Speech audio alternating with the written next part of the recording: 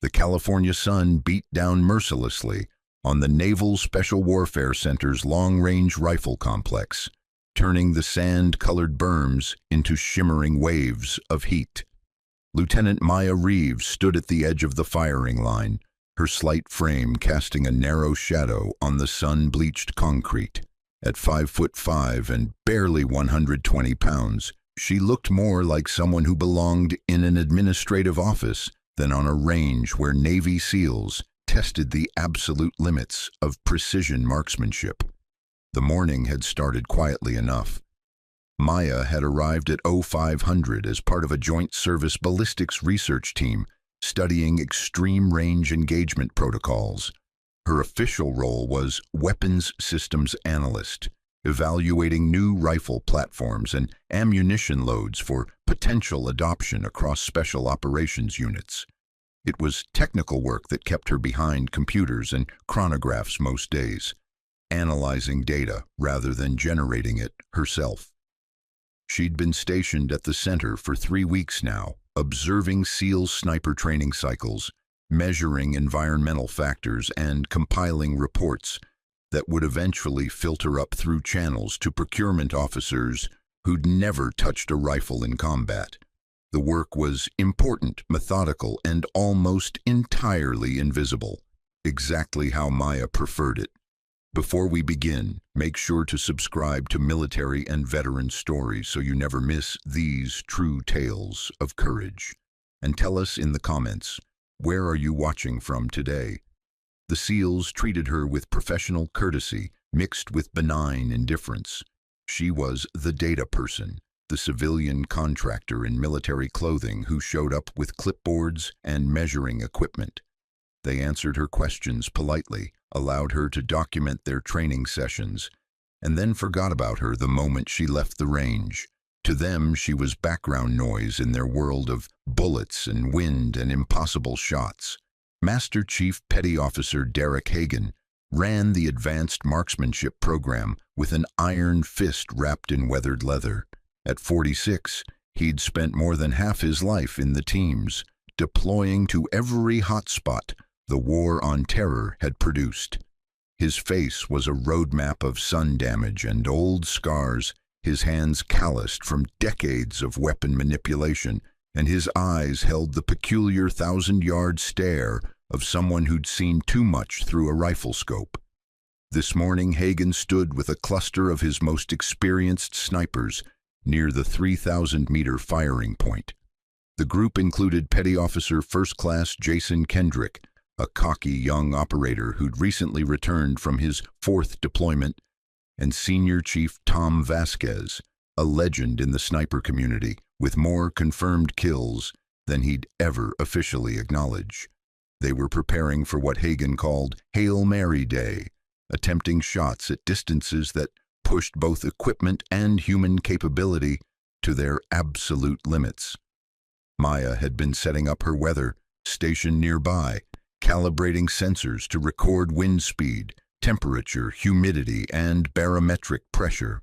The data would feed into ballistic computers, helping to refine the mathematical models that predicted bullet trajectory at extreme ranges. She worked efficiently, her movements economical and practiced, occasionally glancing toward the SEALs as they prepared their weapons. The rifles they were using weren't standard issue. These were custom-built precision instruments, chambered in 338 Lapua Magnum and 300 Norma Magnum, with barrels that cost more than most people's monthly salary. The scopes mounted on top were technological marvels, incorporating laser rangefinders, ballistic calculators, and environmental sensors that could adjust for everything from the Coriolis effect to the shooter's heart rate. Kendrick was holding court, as usual, his voice carried across the range with the particular brand of confidence that came from youth, skill, and recent success. "I'm telling you, Senior, the 3,300-meter shot is absolutely doable with this rig. The ballistics are solid, just need the right conditions and a steady hold." Vasquez, older and quieter, checked the tension on his rifle's bipod legs. Doable and repeatable are two different things, Kendrick. Any monkey can get lucky once. The question is whether you can make that shot matter when lives depend on it.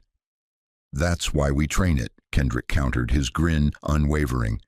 Push the limits in training so combat feels easy.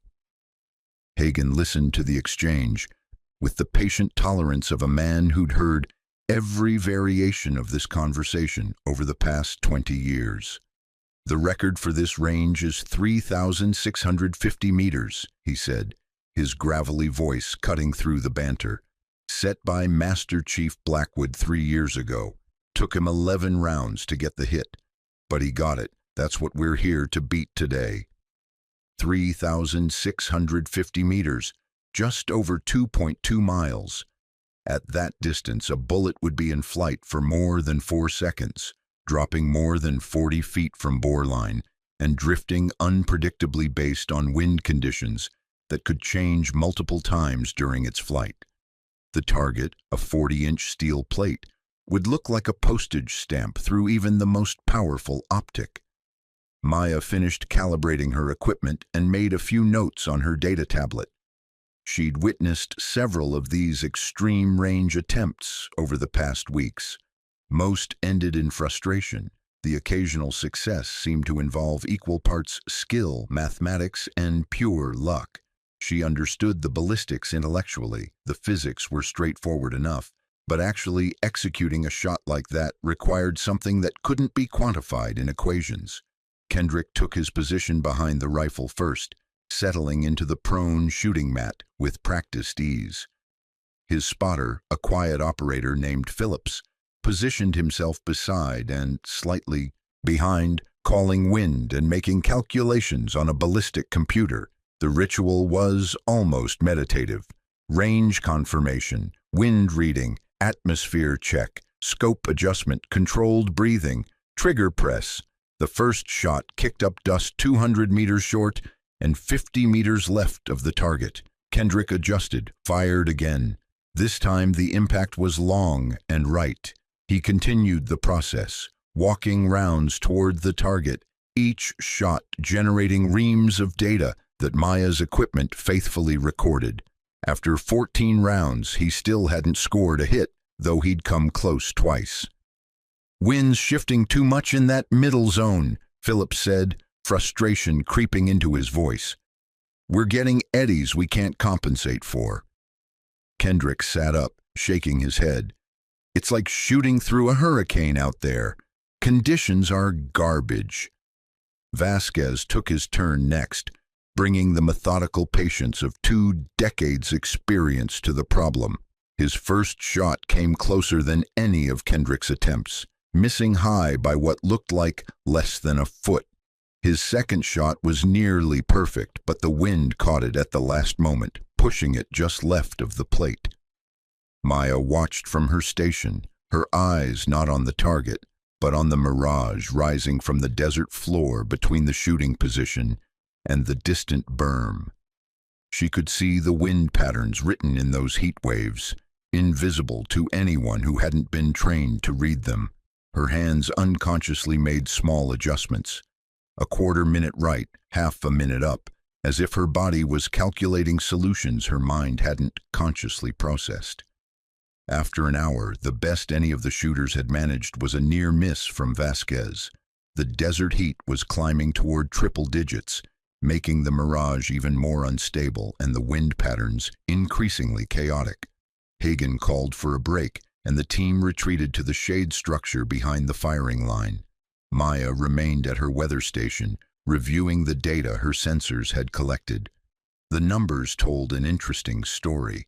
The wind at the firing line was relatively steady, 8 to 10 miles per hour from the west, but the mid-range winds, around 1,500 to 2,000 meters, were significantly stronger and shifting direction every few minutes.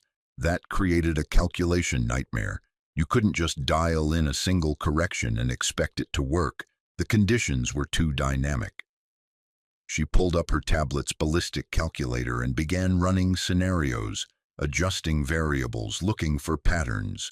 Her fingers moved quickly across the screen, muscle memory from thousands of hours spent doing similar calculations in very different circumstances. She barely noticed when someone's shadow fell across her workspace. Finding anything useful in all that data, she looked up to see Kendrick standing over her, holding a water bottle and looking genuinely curious rather than condescending. "The mid-range winds are your problem," Maya said, gesturing to the graph on her screen. "They're cycling in a pattern, stronger for about 90 seconds, then backing off for 30 seconds before building again. If you time your shot for the light period, your correction would be about 3 minutes left instead of 5. Kendrick studied the graph, his expression thoughtful. That's actually pretty smart. You shoot?" The question hung in the air for a moment, innocent, but loaded with implications Maya had been avoiding since she'd arrived at the center. "I've done some rifle work," she said carefully, her voice neutral. "Part of my job is understanding the systems I'm analyzing." "Yeah, but have you shot at these distances?" Kendrick pressed, not unkindly.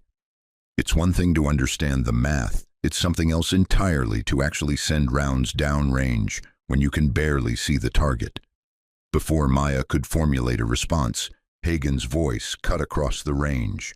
"Kendrick, get back here. We're running another iteration." Kendrick nodded to Maya and headed back to the line, leaving her alone with her data and the question he'd asked. She'd been careful since arriving at the center to maintain her cover as purely an analyst. Her personnel file made no mention of her previous work. As far as anyone here knew, she was a Department of Defense civilian with an advanced degree in physics and a specialization in ballistic systems. What her file didn't mention, what no unclassified document could mention, was where she'd really learned to read wind, or why her hands knew how to make sight corrections before her mind had finished the calculations. The afternoon wore on with more attempts and more near misses. Vasquez came closest again, his round striking just inches from the target plate, but not making contact. Hagen eventually called it, declaring the conditions too unstable for a legitimate record attempt. As the SEALs began packing their equipment, Maya heard Kendrick talking to Phillips. "Man, Blackwood's record is starting to look unbeatable. Maybe the old man just got lucky that day." "Or maybe he was just that good," Phillips countered. "You ever actually meet him?"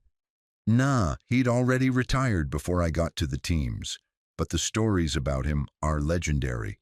Supposedly made shots in Iraq that nobody could confirm because the targets just disappeared." Vasquez, coiling a shooting mat, interjected quietly. "Blackwood was the real deal. I worked with him on 2 rotations. Man could read wind like he had a 6th sense for it. Never seen anything like it before or since." Maya continued packing her weather station, but her hands had slowed.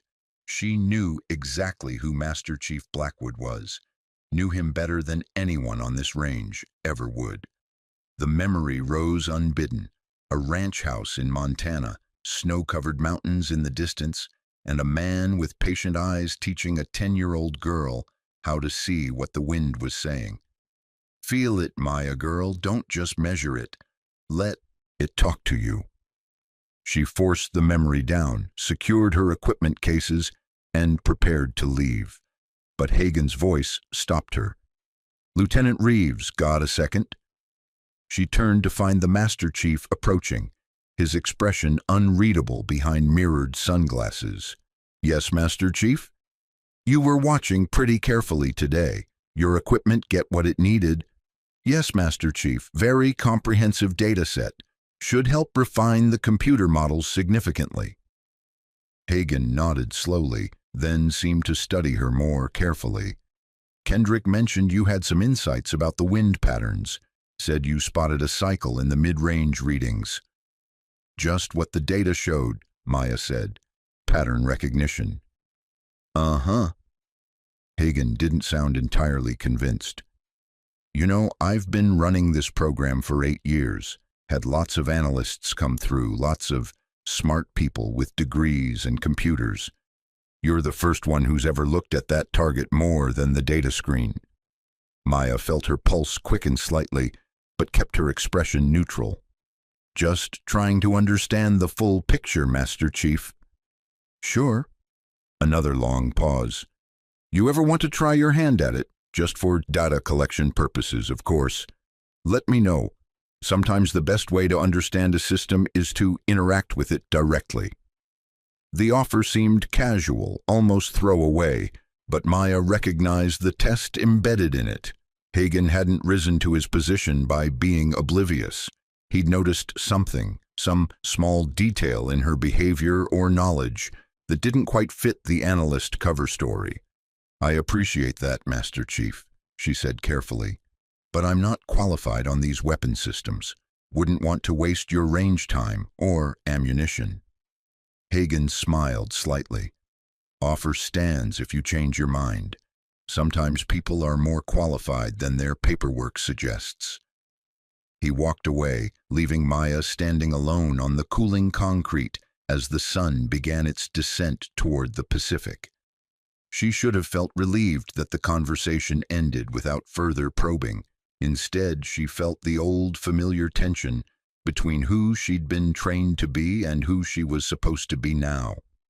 The drive back to her quarters took her past the Naval Special Warfare Monument, where bronze statues of frogmen stood eternal watch. She'd walked past it dozens of times without really seeing it. Tonight, for some reason, she stopped.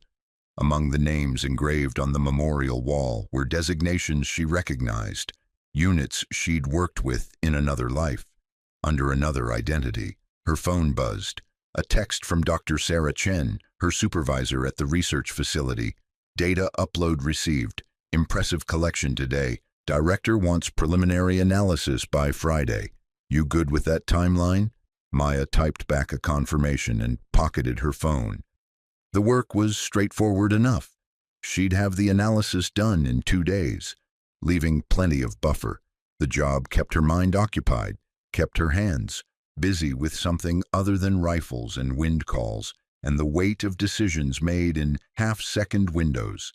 But as she returned to her car and headed back to the temporary apartment she'd been assigned, she couldn't shake Hagen's words. Sometimes people are more qualified than their paperwork suggests. That night, alone in her quarters, Maya allowed herself to open the footlocker she kept at the back of her closet. Inside, wrapped in oilcloth and buried under running gear and civilian clothes, was a rifle case she hadn't opened since arriving in California.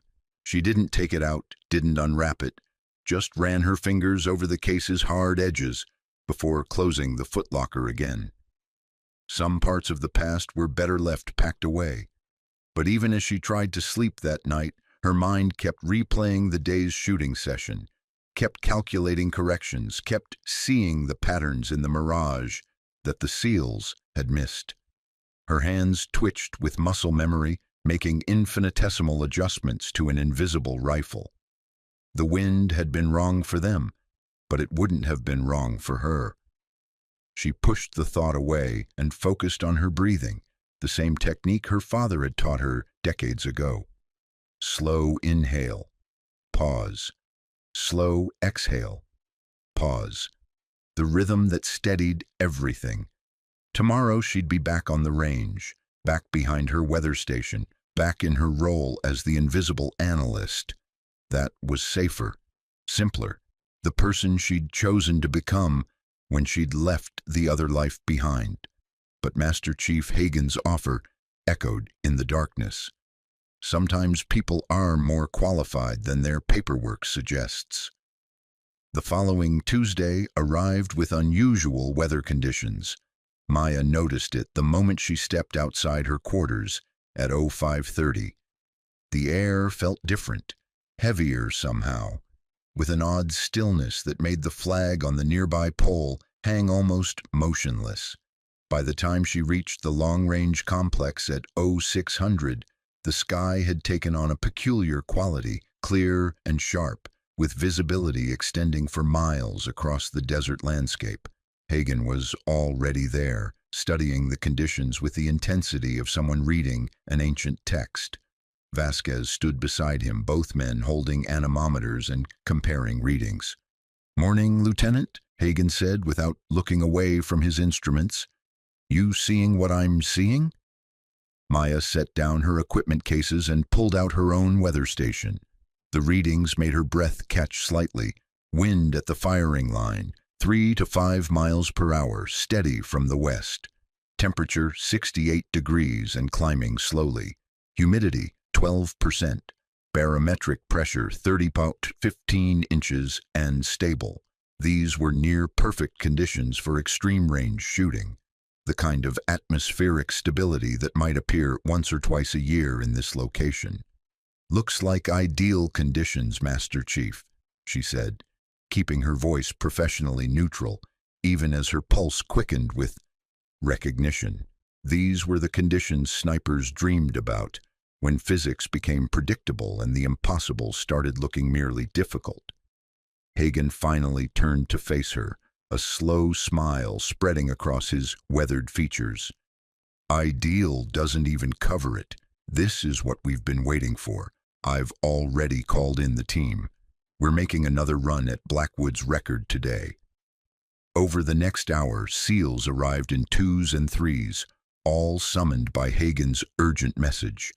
Kendrick showed up looking eager and slightly nervous, Phillips right behind him with a reinforced case containing their best rifle. Vasquez arrived with his own weapon, already conducting press checks and function tests before he'd even reached the firing line. Maya set up her full array of weather monitoring equipment, positioning sensors at intervals along the range to capture wind data at multiple distances. The readings remained remarkably consistent, conditions were holding stable, and the forecast suggested they'd stay that way for at least the next 4 hours. "This is it," Kendrick said to Phillips, his voice tight with anticipation. "This is the day we take down that record." They began with range confirmation, using laser rangefinders to verify the exact distance to the target steel, 3,650 meters, 2.27 miles.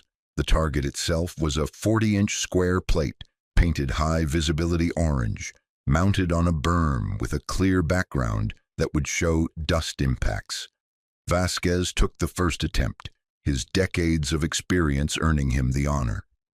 He settled behind his rifle with the unhurried precision of someone who'd done this 10,000 times before. His spotter, a quiet senior chief named Morrison, set up beside him with ballistic computers and observation optics. The process was methodical, almost ritualistic. Range, confirmed.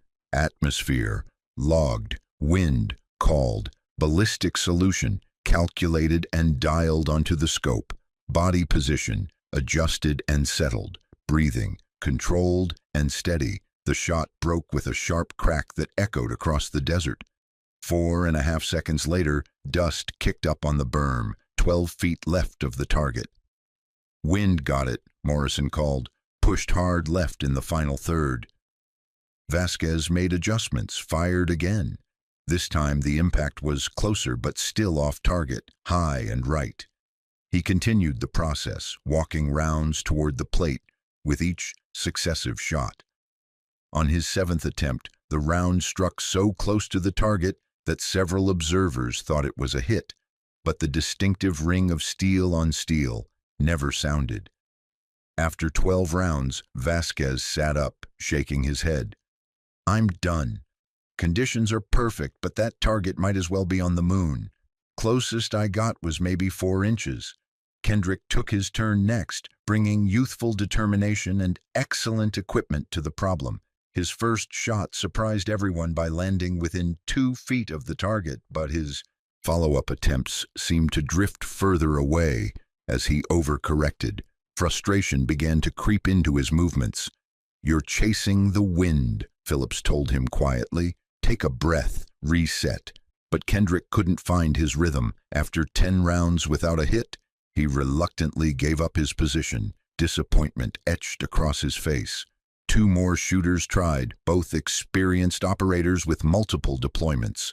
One came agonizingly close, his round striking the mounting post that held the target plate, missing the steel itself by less than 2 inches. The metallic clang of the impact brought cheers from the observers, but Hagen shook his head. Close doesn't count. Blackwood's record stands. Maya had been recording every shot, documenting wind conditions, atmospheric data, and point of impact for each round. Her tablet was filled with information that would eventually become part of a comprehensive analysis. But she was also watching something the data couldn't capture, the subtle patterns in how each shooter approached the problem, where they succeeded and where they failed. She noticed that Vasquez, despite his experience, was overcorrecting for wind in the middle distance.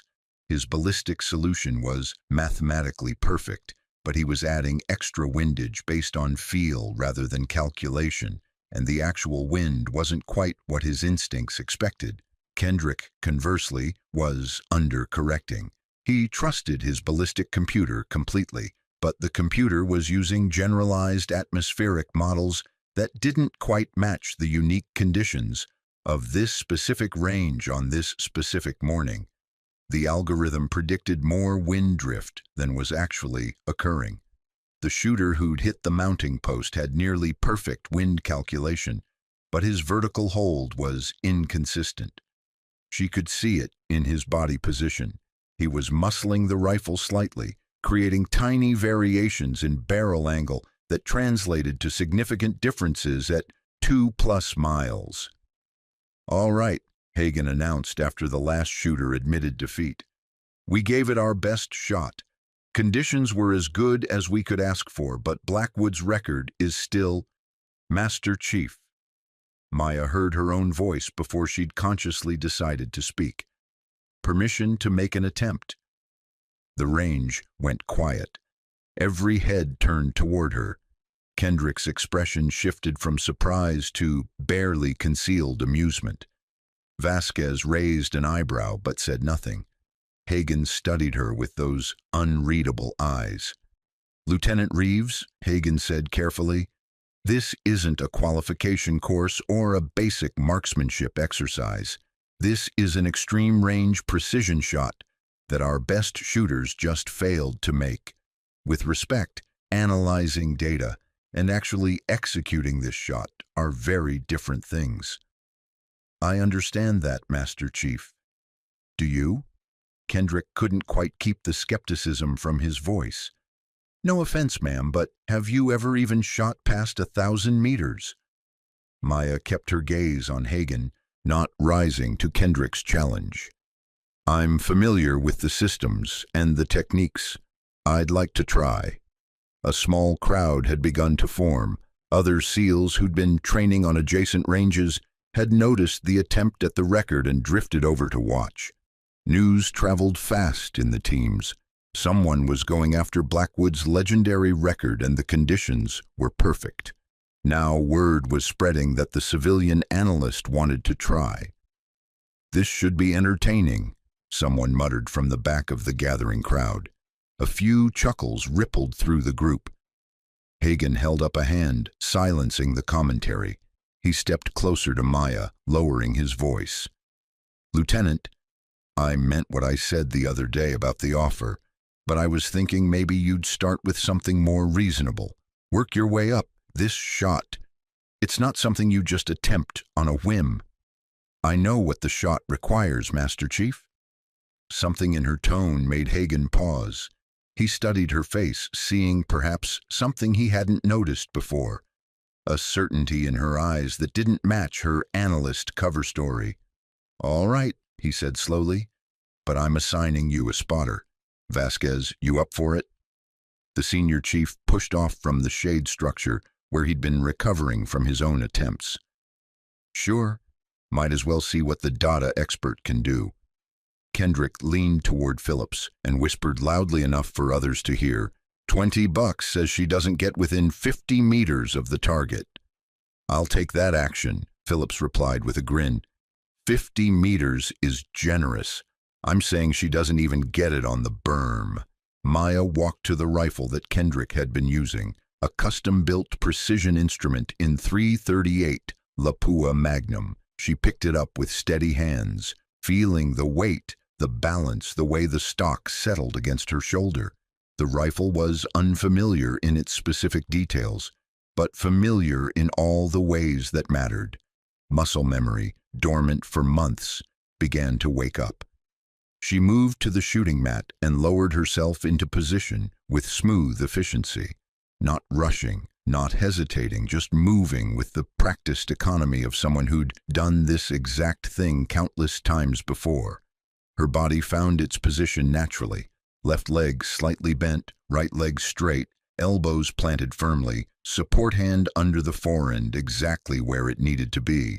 Vasquez settled beside her, pulling out his observation scope. "All right, Lieutenant, let's see what you've got. You know how to verify your zero." "The rifle is already zeroed," Maya said, her voice calm and focused. "Kendrick's last good shot was at 1,200 meters. Impact was .5 minutes high. That's within acceptable tolerance for this distance." Vasquez blinked. "You were tracking his impacts that precisely." "I track all the impacts. That's my job." She reached for the elevation turret on the scope and began making adjustments. Her fingers moved with quiet confidence, counting. Clicks without needing to look at the numbers. 28 minutes up. The exact mathematical solution for this distance, this ammunition, these atmospheric conditions. Then her hand moved to the windage turret. This was where it got interesting, where pure calculation gave way to something more intuitive. The ballistic computer would call for approximately 4 minutes of wind correction based on the measured conditions. But Maya had been watching the mirage, reading the wind flags, feeling the subtle shifts in air movement against her skin. She dialed in 3.2 minutes left. Vasquez noticed the discrepancy. "Computer's calling for 4 minutes of wind. You're under-correcting." "The computer's using standard atmospheric models," Maya said, her eye now behind the scope, studying the target. "The actual conditions are producing less drift than the model predicts, about .8 minutes less." "That's pretty specific." "It's what the wind is saying." The phrase came out automatically, words her father had taught her decades ago. She felt Vasquez's curious gaze on her but didn't elaborate. Through the scope, the target looked impossibly small, dancing in the mirage, seeming to float in the atmospheric distortion. Maya studied it, not just the steel itself, but the space around it, the patterns in the heat waves, the way dust moved on the distant berm. She was reading a story written in air and light, a story most people never learned to see. Her breathing slowed, falling into the rhythm that had been trained into her since childhood. 4 seconds in, 4 seconds out, the cycle that steadied everything, that made the impossible possible. The crowd behind her had grown larger. Conversations faded into whispers, then into silence as they watched this slight woman settle behind a rifle that looked almost too large for her frame. Some watched with curiosity, others with barely concealed amusement, waiting for the inevitable failure. "Range is 3,650 meters, Vasquez said, falling into his spotter role. "Wind at the line is 4 miles per hour from 270 degrees. Target is at the same elevation as firing position. Atmosphere is stable. Call your shot when ready." Maya's world narrowed. The crowd disappeared. The whispers faded. Even Vasquez's presence beside her became distant, unimportant. There was only the rifle, the target, the wind, and the space between them. She felt her heartbeat, strong and steady, felt the pressure of her cheek against the stock, felt the trigger under her finger, the slight resistance before the break point. The wind pushed against her right side, consistent and measurable. She watched the mirage dance across the scope's field of view, reading patterns that seemed random but weren't. Not if you knew the language. Her father's voice echoed from across decades. "The wind doesn't lie, Maya girl. People lie, computers lie. but the wind tells the truth to anyone patient enough to listen. She exhaled slowly, felt her body settle deeper into position. The crosshairs steadied on the target, tiny adjustments of muscle and bone bringing the reticle to perfect alignment. The morning sun warmed her back. The desert stretched out before her, vast and indifferent. And then, in the space between heartbeats, in the pause between breaths, she pressed the trigger. The rifle recoiled against her shoulder with sharp authority. The muzzle blast kicked up dust around the shooting position. And then came the waiting. 4.5 seconds of bullet flight. 4.5 seconds where physics and prayer intertwined, where all the calculation and preparation either proved sufficient or didn't. Maya stayed behind the scope, watching through the mirage, through the impossible distance. The bullet struck the target plate with a clear, unmistakable ring of steel on steel. Dead center. The silence that followed was absolute, profound, the kind of stunned quiet that occurs when something impossible becomes suddenly, undeniably real. For 3 full seconds, nobody moved. Nobody spoke. The entire range seemed to hold its breath. Then Vasquez's voice cut through the stillness, sharp with disbelief. "Hit! Center mass, first round!" The crowd erupted. If you're hooked on this story, make sure to subscribe and turn on notifications so you never miss an upload. Your support means everything and helps me bring you more inspiring military stories like this one. Kendrick's jaw dropped open. Phillips grabbed his shoulder, pointing at the target as if Kendrick's eyes weren't already locked on the tiny orange square 2 miles away. Other SEALs pushed forward, some pulling out spotting scopes to confirm what they'd just witnessed. Others simply staring at Maya with expressions that ranged from shock to something approaching awe. "Holy shit," someone breathed from the back of the crowd. "Did that really just happen? First round. She hit it on the first round." Hagen stood perfectly still, his weathered face unreadable, but his eyes had narrowed with the intense focus of someone reassessing everything he thought he knew. He looked at Maya, then at the target, then back at Maya, as if trying to solve an equation that didn't add up. Maya slowly sat up from behind the rifle, her movements calm and controlled despite the adrenaline coursing through her system. She didn't smile, didn't celebrate, just carefully removed her eye from the scope and engaged the rifle's safety with practiced precision. Vasquez was staring at her like she'd just performed a magic trick. "How long have you been shooting?" The question hung in the air, loaded with implications. Around them, the crowd had begun to buzz with speculation and amazement. Several SEALs were already pulling out their phones, no doubt texting the rest of the team about what they'd just witnessed. "A while?" Maya said quietly, standing and stepping back from the rifle. "A while?" Kendrick had recovered enough to find his voice, though it came out higher than usual. "Ma'am, with all due respect, people don't just casually make a 3,000-meter shot on their first try after shooting a while. That was..." He struggled for words. "That was impossible." "It was physics," Maya replied evenly. "The conditions were optimal. The rifle was properly zeroed. The ballistic solution was correct." "The ballistic solution you modified," Vasquez pointed out, his tone shifting from disbelief to professional curiosity. "You undercalled the wind by almost a full minute, compared to what the computer recommended." "The computer doesn't read mirage." "No," Vasquez agreed slowly. "It doesn't. But you do. Which brings me back to my question. How long have you been shooting?"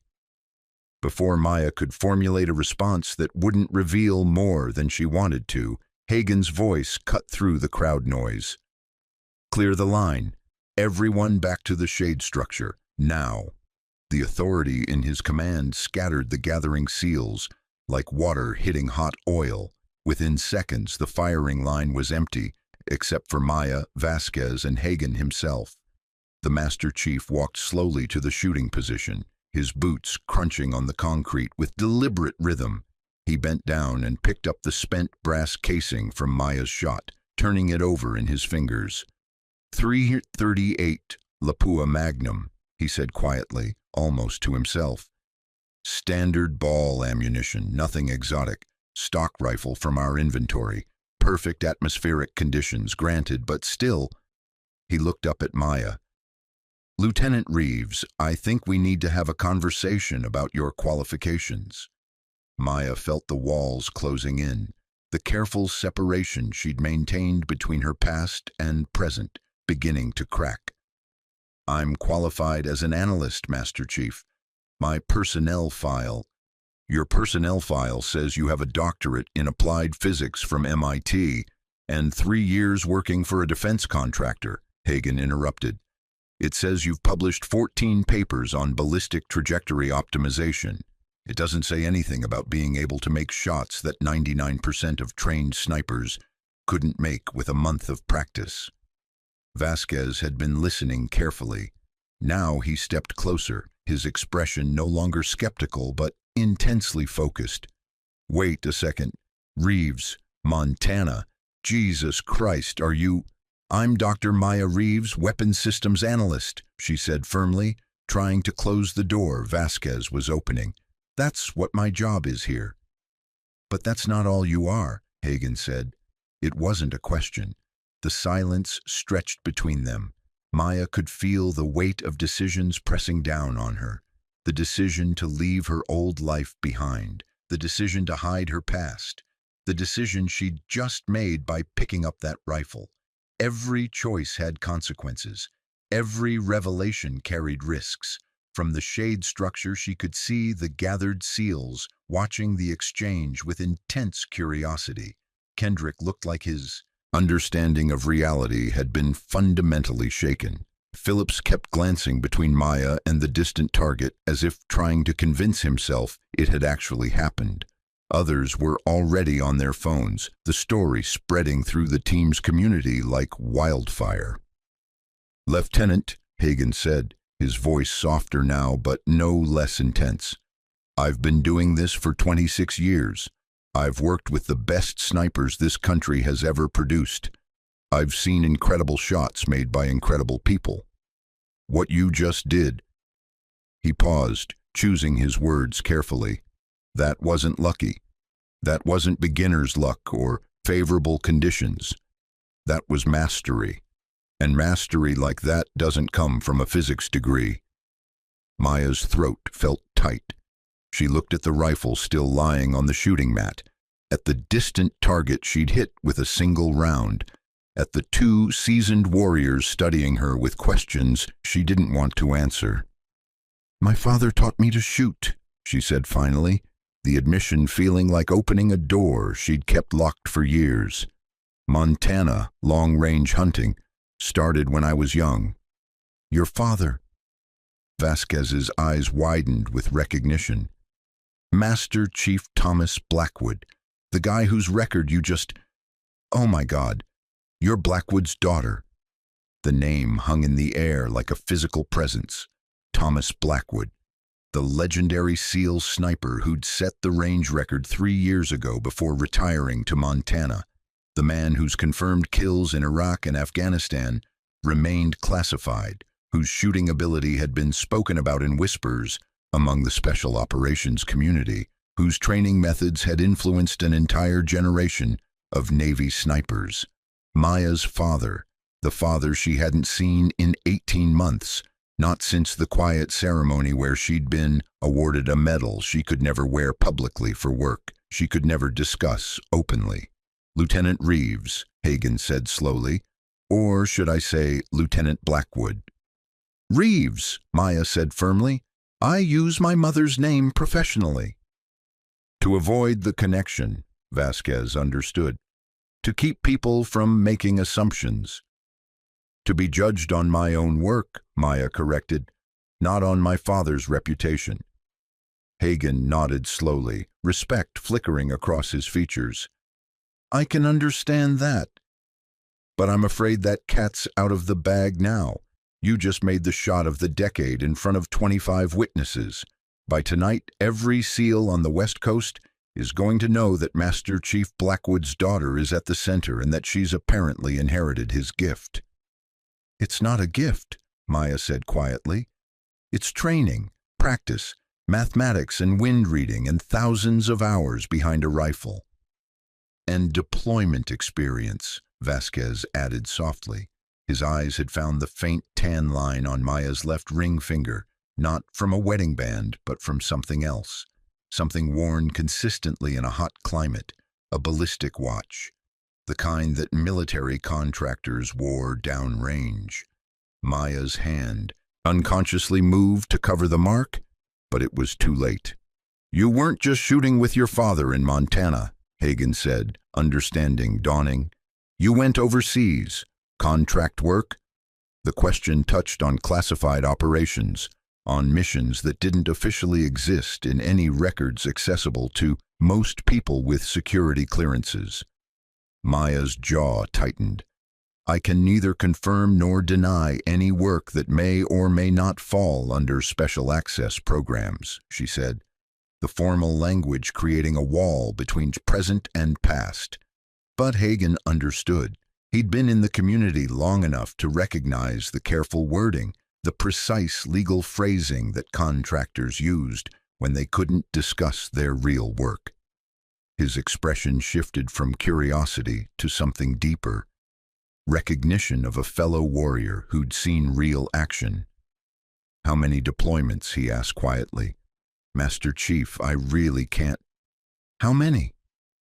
Maya held his gaze for a long moment, then very quietly, 4 rotations, 18 months total downrange."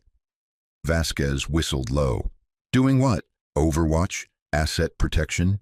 "Providing specialized support to ground elements," Maya said, the vague phrasing covering a multitude of specific missions.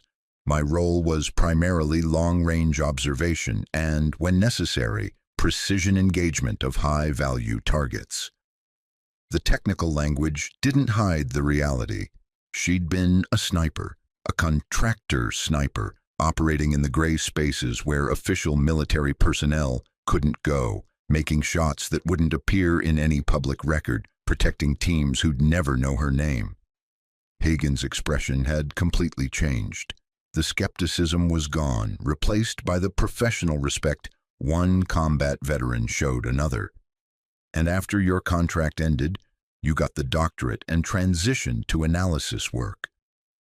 "I wanted something different," Maya said simply. "Something that used my knowledge without the other part." "Without pulling the trigger," Vasquez understood. "Yes." The conversation was interrupted by Kendrick approaching cautiously, phone in hand. "Master Chief, sorry to interrupt, but half the team is asking what's going on. They saw the hit, and now the story's spreading that—" He glanced at Maya uncertainly. "That we've got Master Chief Blackwood's daughter on base, and she just broke his record." "I didn't break it," Maya said quickly. "He made the shot in training conditions. This was just demonstration."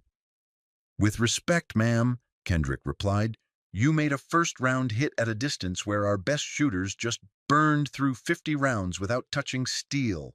Record or not, that's probably the most impressive shot anyone's made on this range in years."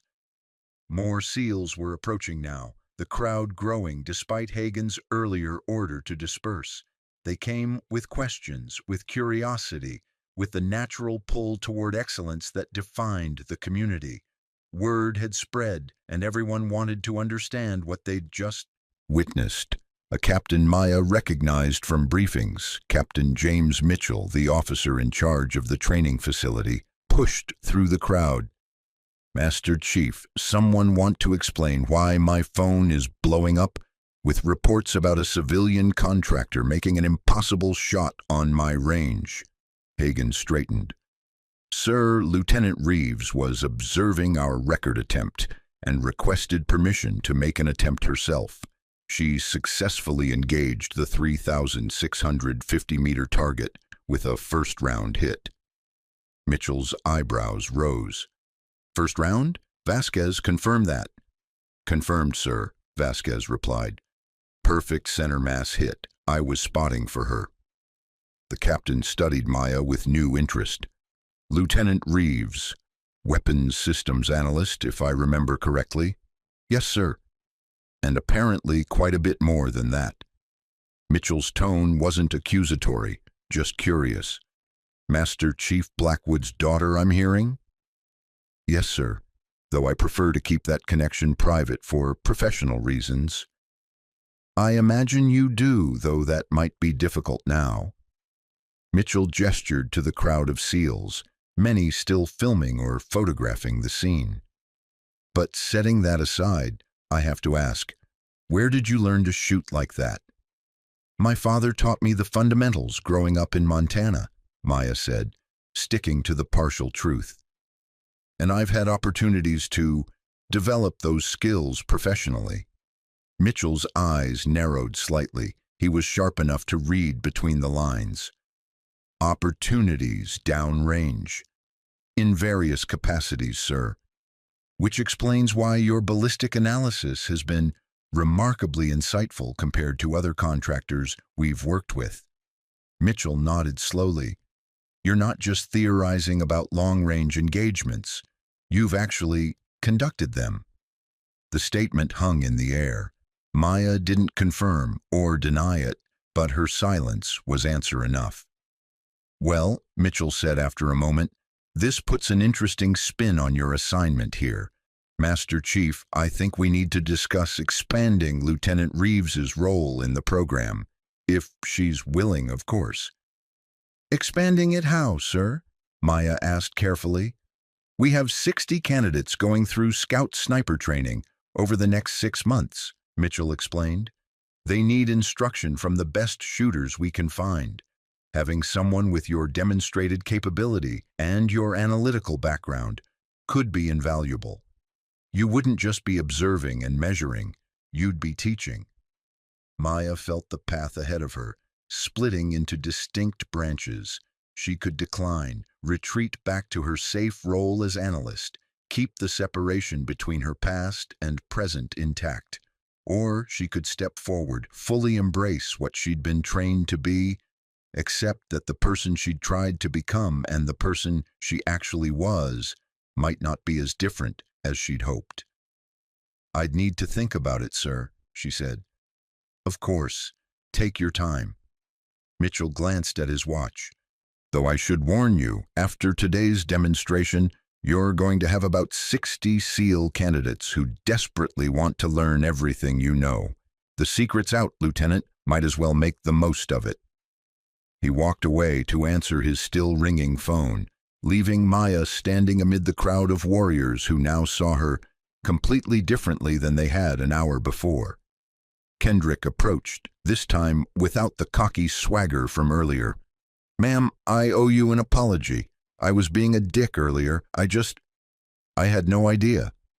You had no way to know, Maya replied. I made sure of that.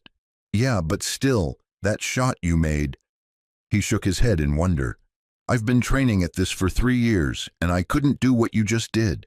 How do you learn to read wind that precisely? Maya looked at the young SEAL, saw the genuine curiosity and humility in his question. Maybe Mitchell was right. Maybe trying to separate her past from her present had been the wrong approach all along. You want to learn? She asked. Hell yes, ma'am. Then meet me here tomorrow at 0600. Bring your rifle and an open mind. We'll start with the fundamentals. Kendrick's face lit up. Seriously? You'd teach me? If you're willing to listen. She turned to address the broader crowd. That goes for anyone here. I'll run morning sessions for anyone who wants to improve their long-range capability. But I warn you, my methods aren't standard. They're what my father taught me, mixed with what I learned downrange. You'll have to trust the process. A murmur of excitement ran through the gathered SEALs. Vasquez stepped forward, extending his hand. I'd be honored to train under you, Lieutenant, and I think I speak for a lot of us when I say we're damn glad you're here. Maya shook his hand, feeling something shift inside her. The armor she'd built around her past, the careful walls between who she'd been and who she'd tried to become, they were crumbling, falling away, revealing the truth she'd been carrying all along. She was Maya Blackwood Reeves, daughter of a legend, combat veteran, master shooter, and maybe it was time to stop hiding that. The news spread through Naval Special Warfare Command like a flash flood through a desert canyon. By evening, Maya's phone was buzzing with messages from contacts she hadn't heard from in years. Former teammates from her contractor days, military officers she'd supported on operations that didn't officially exist. Even a cryptic text from someone with a blocked number that simply read, "Heard you came out of retirement. Your old man would be proud." She sat in her quarters that night, staring at the message, wondering if it really was from the people she thought it was from. The community was small, tight-knit, and news traveled through invisible networks, faster than any official communication channel. Her phone rang.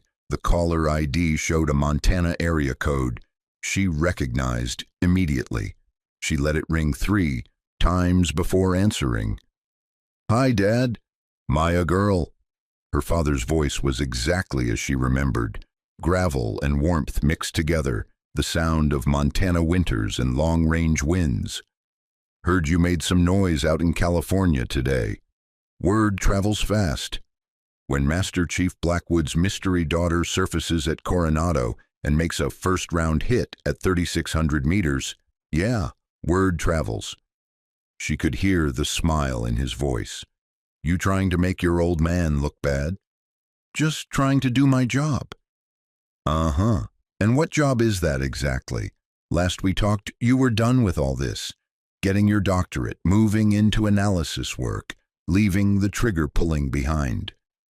Maya stood and walked to her window, looking out at the lights of the naval base stretching into the darkness. That was the plan.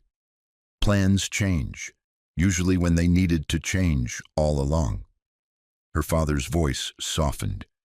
"You can't run from what you are, Maya. I tried that after I retired. Drove your mother crazy for a year, pretending I could just be a regular guy who hunted elk and fixed fences. But this thing we have, this ability to read wind and distance like other people read books, it's not something you can just turn off." "I wasn't trying to turn it off. I was trying to use it differently. Analysis instead of execution." "And how did that feel? Watching other people shoot when you knew you could do it better?" Maya didn't answer immediately. The truth was complicated, wrapped up in PTSD symptoms she'd never officially been diagnosed with, in the weight of decisions made at impossible distances, in the knowledge that calculations she'd made had ended lives. The transition to analyst work had felt like a way to keep using her skills without carrying that weight anymore.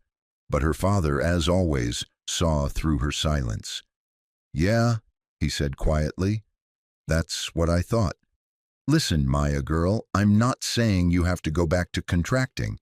God knows that life takes its toll, but maybe there's a middle path. Maybe teaching these young shooters, passing on what you know. Maybe that's a way to make peace with all of it." Captain Mitchell suggested something similar. "Mitchell's a smart man. You should listen to him." Her father paused. "And Maya?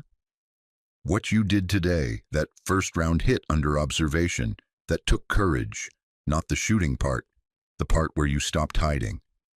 After they hung up, Maya sat in the darkness for a long time, turning her father's words over in her mind. She'd spent the past 2 years building walls between her past and present, convinced that separation was the only way to move forward. But maybe she'd been wrong. Maybe the weight she'd been carrying wasn't from the work itself, but from trying to deny that the work had shaped who she was. Her phone buzzed again. This time it was a message from Hagen. 600 tomorrow, range complex, bring everything you've got, we're not done. Maya arrived at the range complex the next morning to find it already crowded. Not just the handful of SEALs from yesterday's session, but what looked like half the training cadre and at least 40 candidates from various courses. Word had spread beyond just the sniper community when Master Chief Blackwood's daughter demonstrated capability that most shooters only dreamed about. Everyone wanted to see what she'd do next.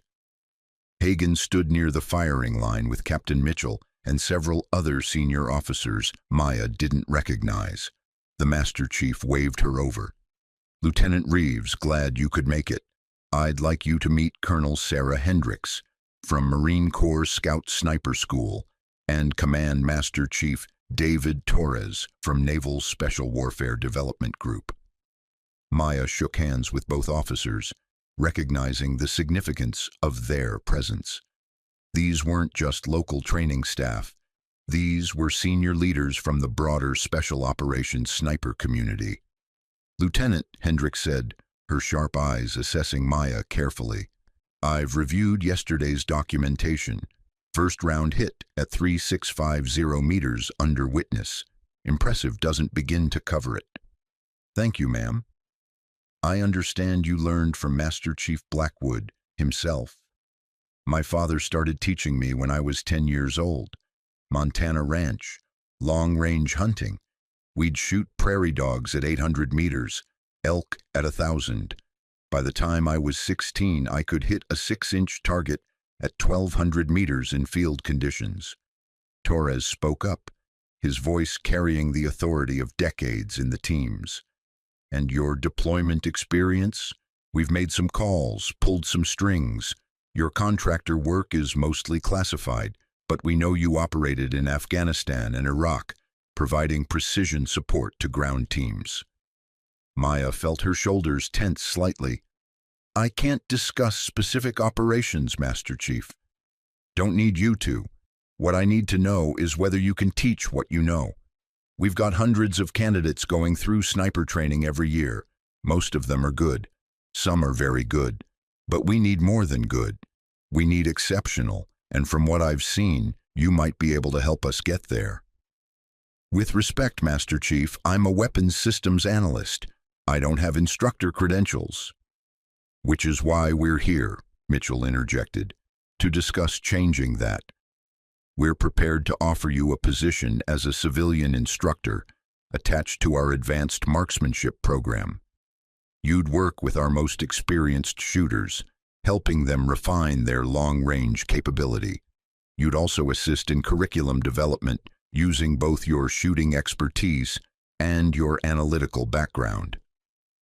Maya looked at the assembled crowd, at the eager faces of young SEALs and Marines who wanted to learn, at the senior leaders who saw potential she'd tried to hide. This was the crossroads her father had talked about, the choice between continuing to run from her past or finally integrating it with her present. "Before I answer," she said carefully, "I need to be honest about something. I left contractor work because I was burning out. The weight of the decisions, the responsibility of making shots that directly impacted whether people lived or died, it was taking a toll. I moved into analysis work because I thought it would be easier, cleaner, less personal." "Was it?" Hendricks asked. "No, it was just different. The weight was still there, just in a different form. Watching people struggle with problems I knew how to solve, but not being able to help because I was supposed to just observe and measure." Maya took a breath. "If I do this, if I become an instructor, I need to know that I'm actually helping, not just performing. These shooters deserve someone who's all in, not someone still trying to figure out who they are." Torres nodded slowly.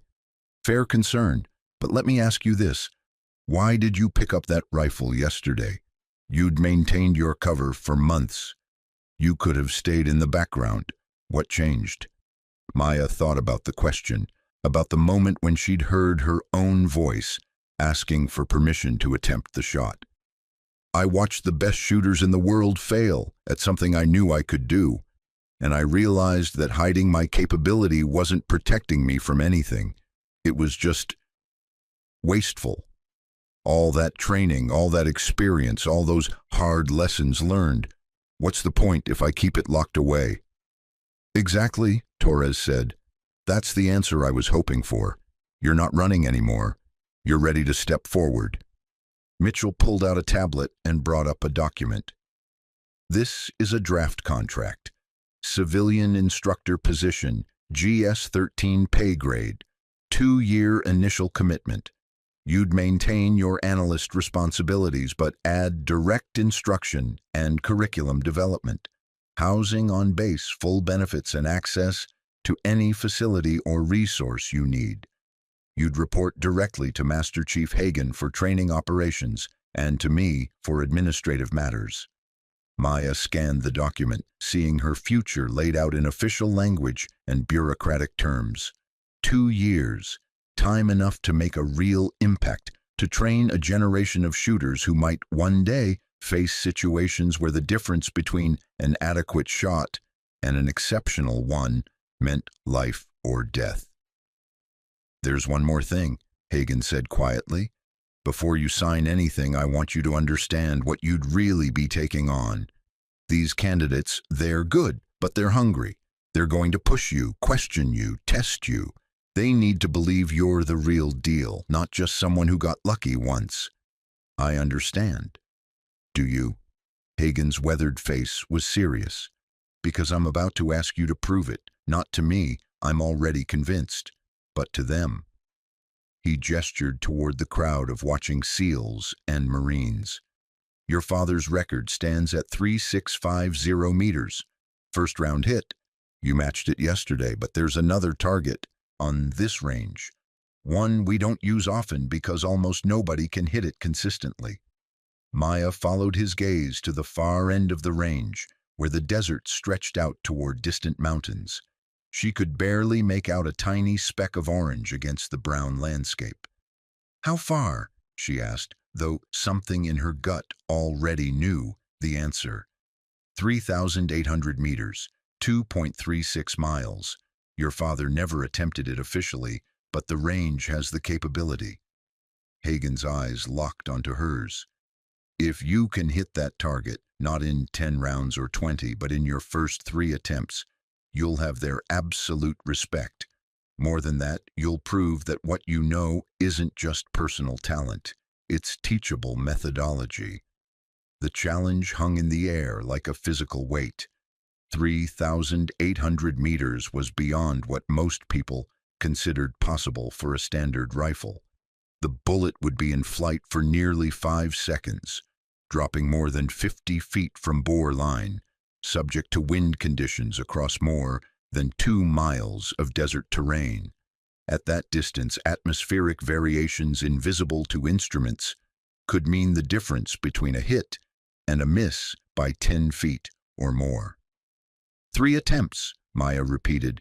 3 attempts. Miss all 3, and we'll still offer you the instructor position. Yesterday's shot earned you that much.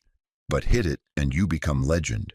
The woman who exceeded Master Chief Blackwood's capability. The shooter who could teach others to do the impossible. Maya looked at the distant target, then at the crowd of warriors watching her with a mixture of hope and skepticism. She thought about her father's words from the night before. She thought about all the young shooters who died downrange because they hadn't quite been good enough, hadn't quite read the wind correctly, hadn't quite understood what their rifles could really do. Set it up, she said. The walk to the ultra-long-range firing position felt longer than the actual distance to the target. Maya moved with measured steps, carrying the rifle that had served her well the previous day. Behind her, the crowd followed at a respectful distance, understanding instinctively that this was different from yesterday's demonstration. This was something else entirely. Hagen had selected Vasquez as her spotter again, recognizing that the senior chief's experience and steady demeanor would be valuable. They reached the reinforced concrete pad that marked the extreme distance firing point, a position rarely used, judging by the dust accumulated on the shooting mat. Maya set down the rifle case and began her preparation ritual. First, she pulled out her personal weather station, far more sophisticated than the standard military equipment. She positioned sensors at precise intervals, taking readings that would help her build a complete atmospheric picture. Wind at the line is 6 miles per hour from 285 degrees, Vasquez reported, reading from his instruments. Temperature is 72 degrees and climbing. Humidity is 14%. Barometric pressure is 30.12 and stable.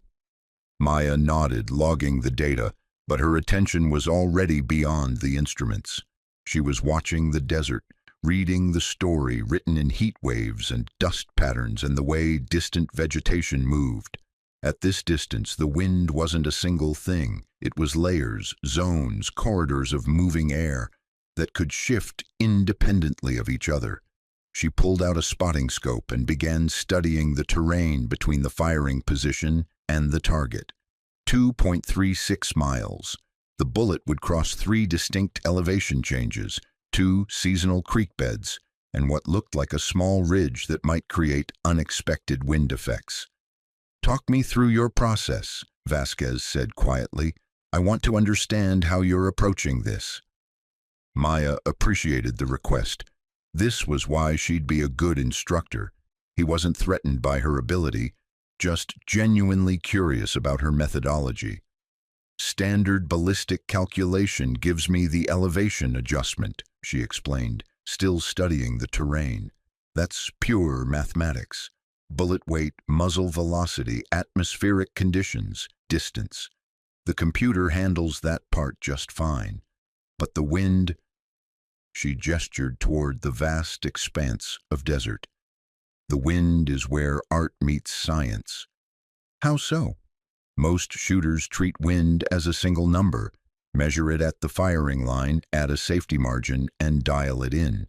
But wind isn't constant across distance. It's layered, variable, influenced by terrain. That ridge at about 1,500 meters. See how the vegetation changes on either side?" Vasquez studied the area through his optic. "Yeah, different growth pattern." "That's because the wind behavior changes there. The ridge creates turbulence, eddies that can push a bullet unpredictably. Most of the time, the effect is to reduce the overall wind drift by about 15%, but not always. You have to read it in real time." "And how do you read it?" Maya was quiet for a moment, trying to put into words something she'd always understood instinctively. "My father used to say the wind talks, but most people don't listen. You have to quiet your mind enough to hear it, feel it on your skin. Watch how it moves through the mirage. See how dust lifts and falls at different distances. It's pattern recognition that goes beyond what instruments can measure." She pulled the rifle from its case and began her function checks. The weapon was immaculate. Kendrick kept his equipment in excellent condition. She verified the zero hadn't shifted, checked the scope's tracking, ensured every component was functioning flawlessly. Then she settled into position behind the rifle. The crowd had grown even larger. Maya could sense them without looking. Easily 100 people now, all silent, all watching. The pressure of their expectations pressed against her shoulders like physical weight. But she'd learned long ago to convert pressure into focus. She began her breathing cycle, 4 seconds in, 4 seconds out, the rhythm that had centered her for 2 decades. Her heart rate slowed, her vision sharpened. The world narrowed to the rifle, the target, and the space between them.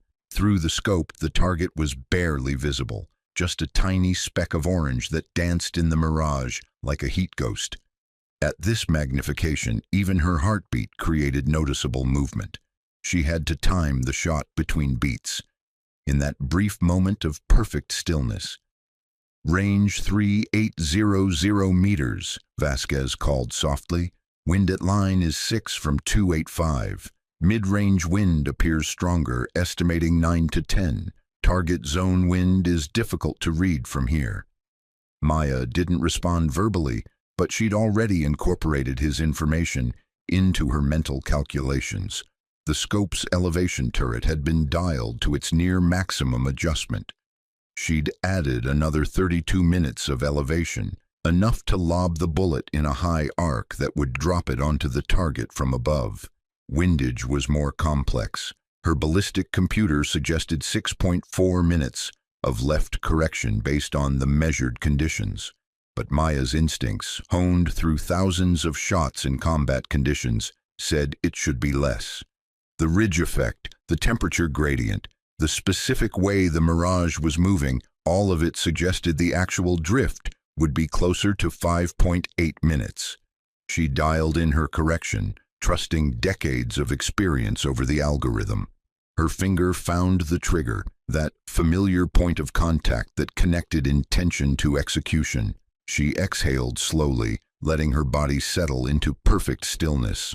The crosshairs steadied on the tiny target, so far away it seemed to belong to a different world, entirely. And then, in the space between heartbeats, in the pause between breaths, she pressed.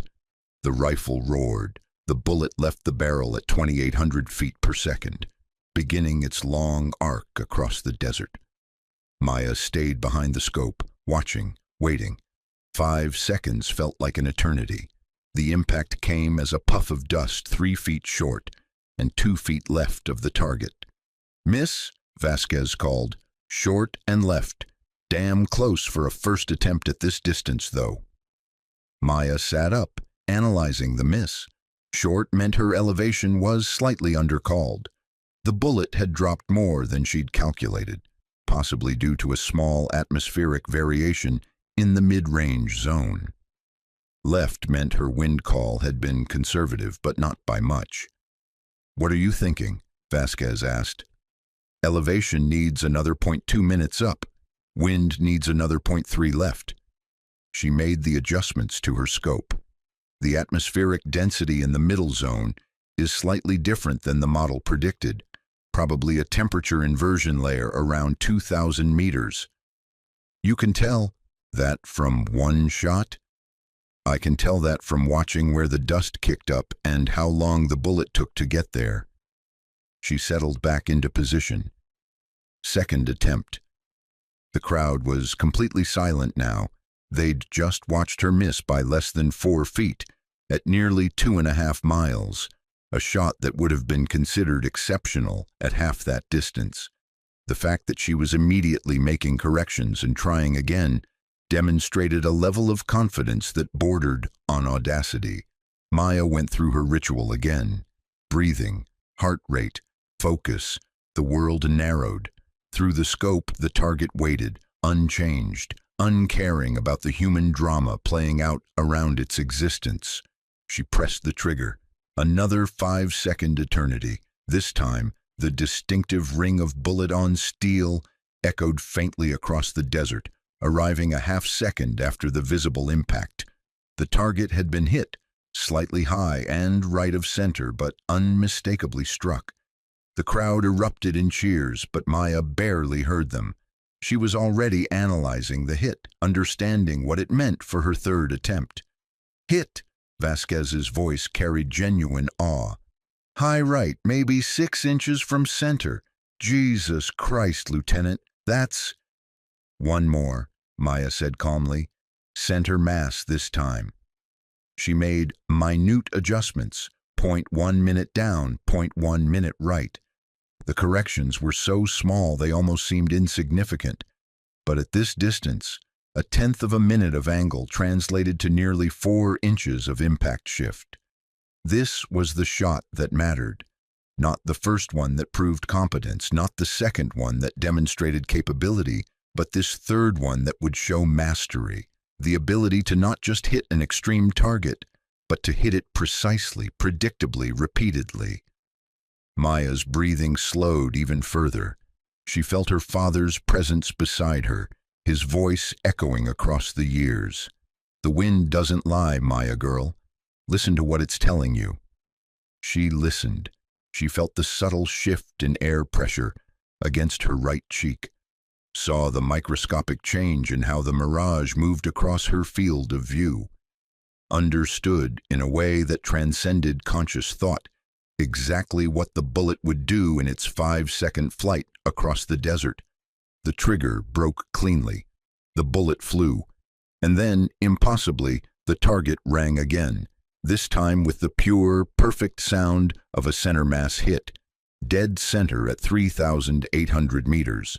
The silence that followed was absolute, profound, the kind of moment when everyone present knew they'd witnessed something that would become legend, not just in the immediate community, but throughout the entire special operations world. The day Master Chief Blackwood's daughter made an impossible shot look routine. Then Vasquez did something Maya didn't expect. He stood, stepped away from his spotting scope, and rendered a slow, deliberate salute. She looked up at him in surprise. "Ma'am," he said formally, his voice carrying across the silent range. "It is an absolute honor." The salute rippled through the crowd like a wave. Kendrick snapped to attention, his hand rising to his forehead. Phillips followed. Then the others, SEALs, Marines, instructors, candidates, all of them rendering honors to this slight woman who'd just redefined what they thought was possible. Even Hagen saluted, his weathered face showing something Maya had never seen there before. Humility before a superior skill. Maya stood, moved by the gesture in ways she couldn't quite articulate. She returned the salute formally, holding it for the full moment of respect, then lowered her hand. "Thank you," she said quietly. "All of you, but I want you to understand something. What I just did isn't magic. It isn't some gift that only a few people can have. It's methodology. It's teachable. Every single person here can learn to read wind the way I do, to understand ballistics at this level, to make shots that seem impossible. That's why I'm going to accept Captain Mitchell's offer, because you deserve to know everything I know." She turned to Mitchell, who'd watched the entire demonstration with barely contained amazement. "I'll sign your contract, sir, 2 years, but I have one condition." "Name it." "I teach my father's methodology, not just standard curriculum. Some of it isn't in any manual. Some of it can't be captured in PowerPoint slides. It's fieldcraft, wind reading, understanding that goes beyond instruments. If I'm going to do this, I do it my way." Mitchell didn't hesitate. "Agreed. Your methods, your curriculum. We'll support you however you need." As the crowd began to disperse, dozens of SEALs and Marines approached Maya, asking questions, expressing respect, requesting placement in her future courses. She answered each one with patience and genuine engagement, understanding that this was her role now. Not the invisible analyst, but the teacher who could show others how to exceed their own perceived limitations. Kendrick waited until the crowd had thinned before approaching. "Ma'am, I just wanted to say, yesterday I was an asshole. Today I'm a believer. If you'll still have me, I'd like to be in your first class." Maya smiled. "Be here at 0600 tomorrow. Bring your rifle, a notebook, and 0 assumptions about what you think you know. We're going to rebuild your understanding from the ground up." "Yes, ma'am, I'll be here." As the sun climbed higher and the range finally began to clear, Vasquez lingered. "You know your father's going to hear about this. Probably already has. How do you think he'll react?" Maya looked toward the distant target, still standing silent on its berm, marked now by 2 impacts that would likely never be exceeded. "He'll probably call tonight and tell me I should have used .2 more windage on the first shot." Vasquez laughed. "Sounds about right for a father. But seriously, you just did something extraordinary. Changed the game for all of us. That's worth celebrating." "Maybe," Maya said quietly, "but what matters more is what comes next. All those shooters I'm going to train, all the missions they'll go on, all the Americans they'll bring home because they made a shot nobody thought was possible. That's what matters. Not the demonstration, the application." She packed her equipment slowly, methodically, the same way she'd done everything that morning, when she finally picked up her rifle case and turned to leave. She paused, looking back at the target one more time. 3,800 meters, 2.36 miles, a distance that had seemed impossible just days ago, now conquered twice in succession. But more than that, a bridge between who she'd been and who she'd become, between the secrets she'd carried and the knowledge she could finally share. Her phone buzzed, a text from her father. Heard about the 3,800-meter shots. Plural, show off. Love you, Maya girl. Proud isn't a big enough word. She smiled, typed back a reply, and walked toward her car. Tomorrow, the real work would begin. Teaching, training, passing on everything she'd learned through years of practice and pressure and impossible shots in impossible places. But tonight, she could finally rest. The weight she'd been carrying for 2 years, the burden of hiding who she was, of denying what she could do, had lifted. She was Maya Blackwood Reeves, daughter of a legend, master shooter in her own right, and now teacher to the next generation of warriors who'd carry these skills into places where they'd matter most. As she drove away from the range, the California sun warm on her face, she thought about all the young shooters she'd train, the lives they'd save, the Americans they'd protect, the impossible shots they'd make because someone had finally taught them that impossible was just another word for not yet achieved. The work would be hard, the responsibility heavy, but for the first time in years, Maya felt certain she was exactly where she was supposed to be, doing exactly what she was meant to do, teaching warriors to exceed the limits they'd accepted, showing them that excellence wasn't gift or luck. It was methodology, patience, and the willingness to listen to what the wind was saying. If you enjoyed this story, please subscribe for more military and veteran stories. These true tales keep the courage alive for generations to come. And in the comments, tell us where you are watching from and who's the quiet leader you'll never forget.